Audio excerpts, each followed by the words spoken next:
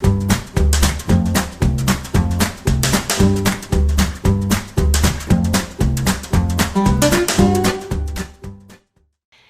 this video, we're going to talk about how things move across cell membranes. Things are going to move in and move out in slightly different ways. Our cell membrane is a semi-permeable membrane. Some things can go in easily without a membrane protein, and some things can't cross that membrane barrier without going through a protein. There's different kinds of proteins that will have different kinds of effects.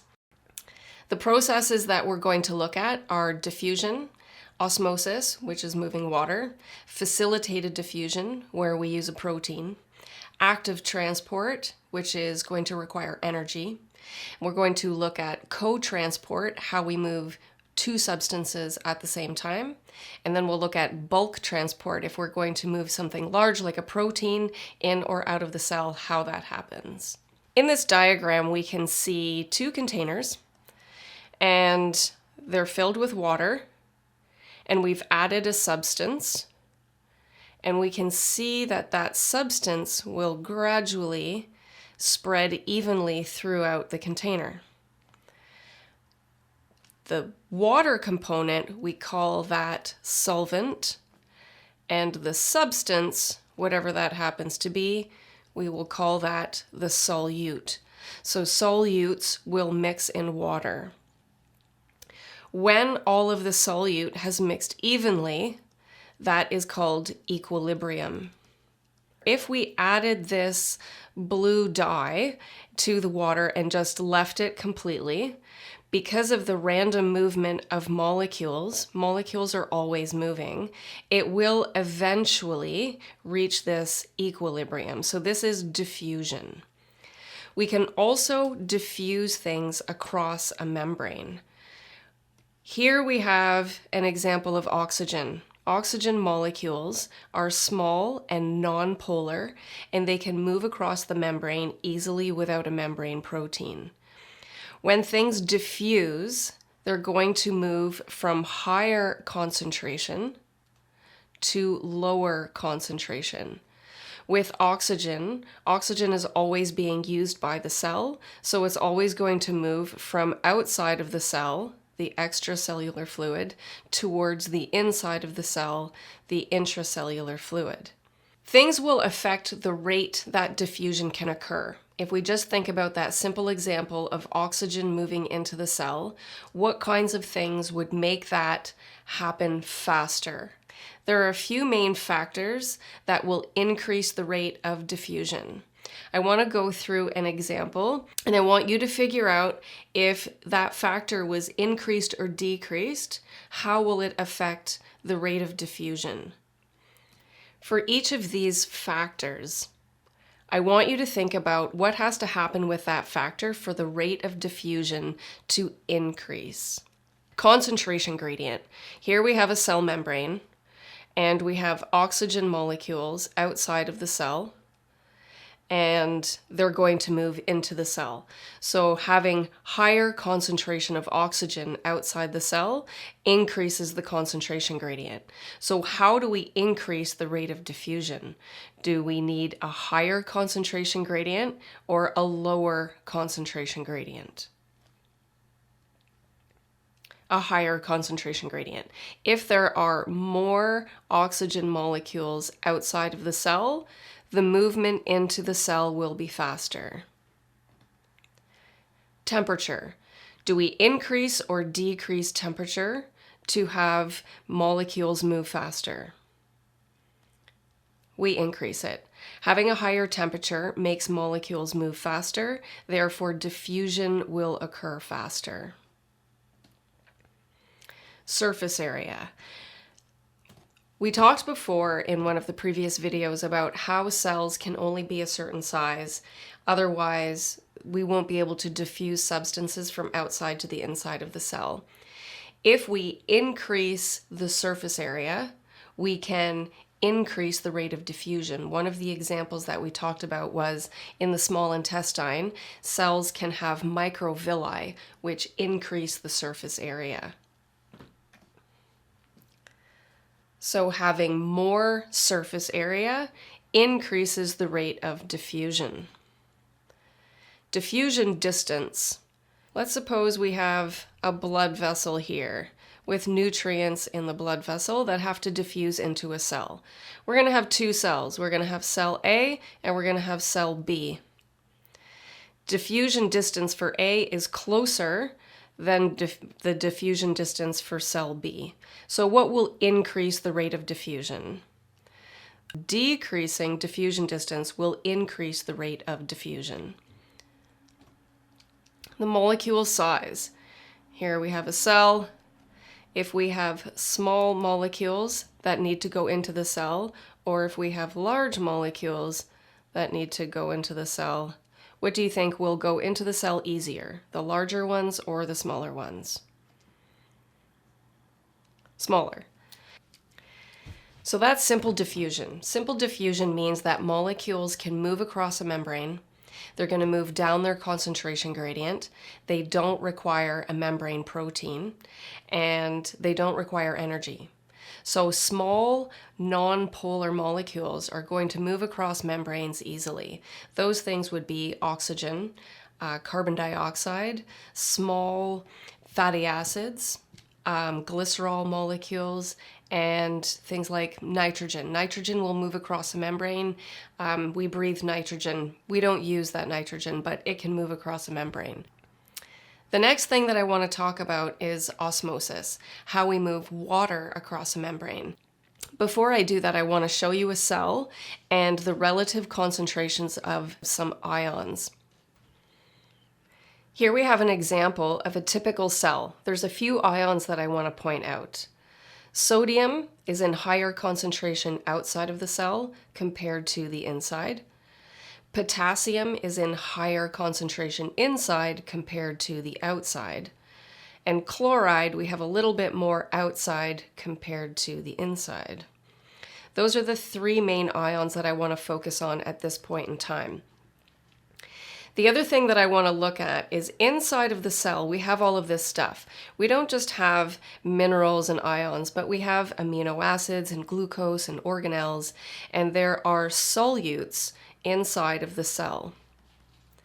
This solute has an osmotic pressure. It will influence the movement of water.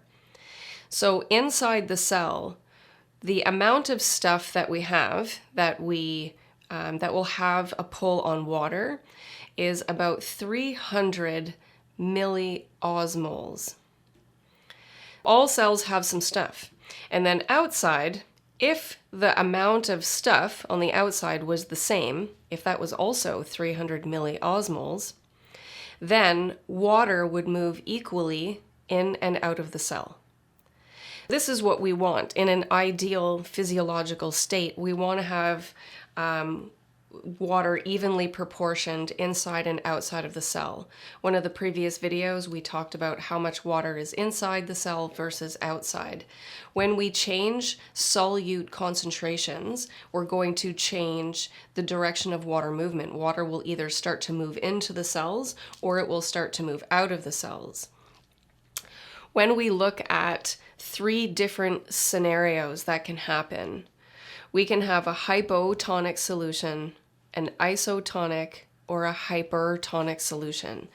So if we have a red blood cell here, for example, red blood cell, and we put it in water.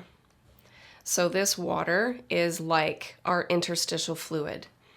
We look at how much solute is in the water relative to how much is in the red blood cell. If we have a hypotonic solution, that means there is less solute in the solution compared to the cell, and the cell has more solute. So what's going to happen to the water? Which way will the water move? Water likes to move towards the solute particles. So in a hypotonic solution, the water is going to move into the cell. The opposite will happen in a hypertonic solution. In a hypertonic solution, there is more solute particles in the solution surrounding the cell compared to what's inside the cell. In a hypertonic solution, water is going to leave the cell. Neither of these is ideal inside of our body. What do we want happening inside our body is isotonic solutions. Isotonic means that the particles of solute inside and outside of the cell are equal. In an isotonic solution, water is going to move out and water is going to move in equally so that the cell doesn't change its volume of fluid. We talked about the inside of the cell being about 300 milliosmoles. We can also look purely at the concentration of sodium and chloride because these two ions have a significant effect on the solute or the osmotic pressure inside of our cells and our interstitial tissue.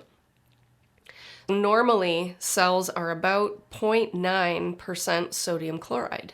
You may have seen this number before. If you use contact lenses, then you may have used saline solution. Saline is 0.9% sodium chloride because it is very equal to what our body fluids are. If you put pure water in your eye, what's going to happen? Right? That pure water is going to be a hypotonic solution. It will affect the movement of water in and out of your eye, and then it's going to sting. So when you use normal saline, it's isotonic, and then that feels much better. I want to give you an example. Let's look at a physiological example because we can change the solute concentration outside of our cells by consuming things or by sitting in a bathtub. Let's suppose you're going to have a bath. It's plain water. You haven't added any Epsom salts or anything like that. What kind of solution is this? Is it a hypertonic, isotonic, or hypotonic solution? If it is plain water, it is a hypotonic solution. What's going to happen when you have a bath in a hypotonic solution? Does the bath water go into your cells, or does water leave your cells and go into the bath? If it is a hypotonic solution, water is actually going to move from the bathtub into your skin cells. This is part of the reason why you can get wrinkly fingers if you are in water too much. You're actually absorbing some water into your skin cells. The wrinkling is also because of some connective tissue stuff, but water is moving in. What do you think of drinking ocean water? If I told you that ocean water was 3% sodium chloride, what kind of solution is that? If our body is 0.9% sodium chloride and the ocean is 3%, that makes the ocean hypertonic. If you drink ocean water, what's actually going to happen is the fluid from inside your intestinal cells will come out of the intestinal cells and go into the lumen of your stomach because it will be attracted to all the salt that you've just swallowed. Then what happens is you move a lot of fluid from your body into the stomach. It will ultimately make you throw up. So don't drink ocean water. The next thing that I want to talk about is facilitated transport. How do we move things across a membrane if it can't just simply diffuse across the membrane like oxygen or small nonpolar molecules? Then we have to use proteins. We need membrane proteins to help certain substances move across the membrane. In this diagram, we can see some membrane proteins, and we're going to use glucose as an example. Amino acids will also move across the membrane in a similar way. These membrane proteins are called carriers. There are specific carriers for specific substances. So there are glucose transporters. The glucose will bind to the carrier protein.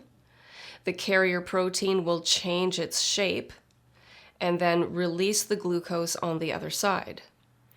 So this is facilitated transport.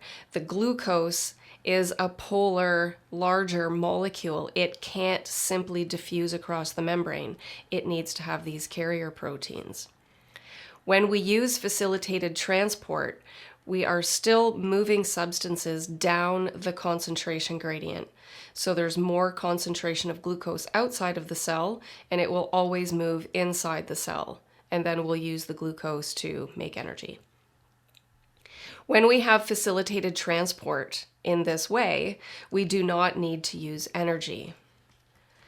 Energy that we most often use for these kind of mechanisms is ATP. Facilitated transport uses a membrane protein, moves down the concentration gradient, and does not require the use of energy. Another kind of facilitated transport protein is called a channel. I'm just going to kind of draw another protein here. A channel is just like having a tunnel. And this will move substances across the membrane as well. Suppose we had sodium. Then sodium could just move through this channel. As long as it was higher concentration outside, then it would want to move inside towards lower concentration. There is a difference between carriers and channels. Think of carriers as, okay, let's suppose you have to cross a river. If you're going to use a boat, that is like using a carrier. Only so many people can fit in the boat, and then you can cross the river, and then the people can get out on the other side. If you had a bridge or a tunnel, then people could just walk along, as many as could fit through the tunnel at one time. Carriers are more like the boat, and channels are more like the tunnel. The next thing I want to talk about is active transport. This is moving substances across a membrane. We're still going to use membrane proteins, but what's different about this one is that we are going to be moving substances against their concentration gradient instead of down the concentration gradient. When we move things against the concentration gradient, we have to input energy. That energy could be in the form of ATP, but there's a couple other ways that we can supply energy. The first example that I want to talk about is the sodium-potassium pump. It's an extremely important mechanism that is found in every single cell in our whole body. The sodium-potassium pump is going to move sodium outside of the cell and potassium inside the cell. Remember earlier I said that in a cell there is more sodium on the outside and more potassium on the inside. So how do we do that? We use these sodium-potassium pumps. 3 sodium ions are going to move into this membrane protein. Once the sodium binds to that membrane protein, it's going to change shape. So this is the inside of the cell, and this is the outside of the cell. These sodium ions have moved in from some other mechanism. Either they've moved through an ion channel or they've been pulled in with a cotransporter protein. So we have to move them back out so that we maintain this relative gradient difference. We are always moving 3 sodium out and 2 potassium in. Because we are moving this sodium from the inside to the outside, against the concentration gradient, there is already more sodium out here than there is inside. So we're moving this against the concentration gradient. When we do that, we have to add energy. In this example, we're using energy in the form of ATP. When we use ATP for energy, it's an adenosine molecule and it has 3 phosphate groups. One of those phosphates is going to break off, and when it does, it motivates, in a way, this membrane protein to change its shape. When it changes its shape, the sodium can be released, and then the potassium will bind. After the sodium comes out, the 2 potassium ions are going to move in. When the potassium moves in, it's going to cause a change in the membrane protein again, and this phosphate will be bumped off. When the phosphate comes off, it causes this protein to change its conformational shape, and that allows the 2 potassiums to move in. So the sodium-potassium pump is a very important process for maintaining that gradient difference between the sodium and the potassium. So there's always more sodium outside the cell compared to the inside of the cell. The other thing that happens when we use this exchange mechanism is that we increase the charge, the positive charge on the outside of the cell.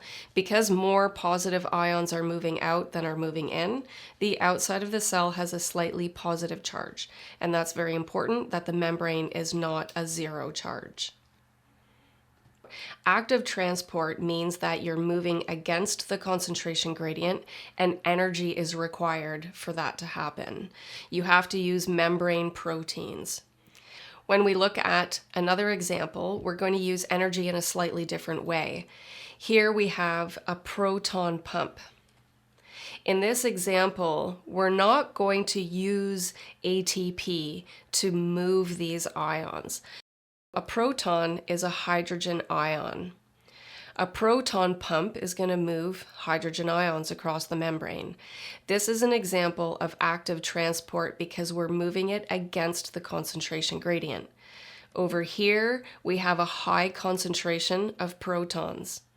This proton pump is moving hydrogens towards that high concentration. In this example, protons are moving against the concentration gradient. They're using a membrane protein, and it does require energy. In this example, we're not using ATP as energy, we're using electrons, and we will talk about how that works later on in another video when we look at our mitochondria and how we produce ATP. For now, I want you to focus on how the mitochondria has two membranes, the outer membrane and the inner membrane, or cristae, and there is a space in between. This is the intermembrane space. These proton pumps are located on this inner membrane, and later on we will know that that is called the electron transport chain. So this is an example of active transport because we're moving hydrogen against the concentration gradient. It requires energy, but it's in a different form. It's moving electrons, and we are using a membrane protein. The next thing I want to talk about is co-transport. This is when more than one substance moves across a membrane protein at the same time. In this example, we can see that we are going to move a sodium ion and a sugar or glucose molecule across this membrane protein at the same time. We can call this coupled transport or co-transport. It means the same thing. And when two substances are going to move across the membrane in the same direction, we call that symport. In this example, we're moving the sugar across the membrane with the sodium. Remember that we have more sodium outside of the cell, and we can use that gradient. Because there's a higher concentration of sodium outside of the cell, sodium wants to move in. So whenever there is an opportunity, the sodium will want to move in towards its lower concentration. We use this mechanism to pull nutrients into the cell. It's kind of a way to have energy without using ATP. Okay, we would burn a lot of calories. We'd have to eat all the time if every single thing required ATP. So this co-transport with sodium helps to move nutrients into the cell. So we can also call this secondary active transport. Primary active transport, which we talked about earlier, this is when we use our sodium-potassium pump. We pump the sodiums out, 3 sodiums move out, 2 potassiums move in, and this requires ATP. The last thing that I want to talk about is how we move large molecules in or out of the cell. This is bulk transport. Here we have some large molecule, like a protein, or it could be a bacterial cell. It could be any large substance that needs to be taken into the cell. This process is called endocytosis. Endo means to bring it in. There's two ways that we can have endocytosis. When it's a substance, a solid substance like a protein or a bacterium, then we call it phagocytosis. We have immune cells that are called phagocytes because they engulf bacteria and dead cells. The other way is called pinocytosis, and this is when we move liquid things into the cell. So phagocytosis is moving solids into the cell. The cell membrane can engulf substances. When the cell membrane moves in this way, we are using microfilaments inside of the cell, and it pulls them into a structure called a vesicle.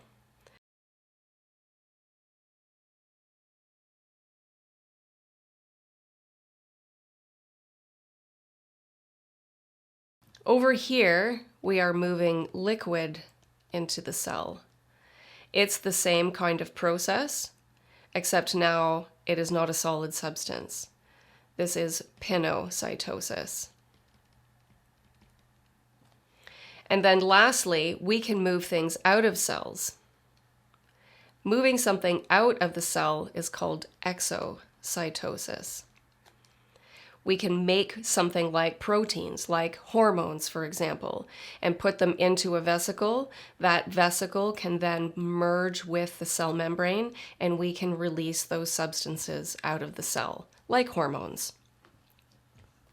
And lastly, I made a summary chart for you, so when we get to the next slide, you can pause the screen and you can make sure that you know all of the different factors that relate to each of the ways that we can move substances across cell membranes.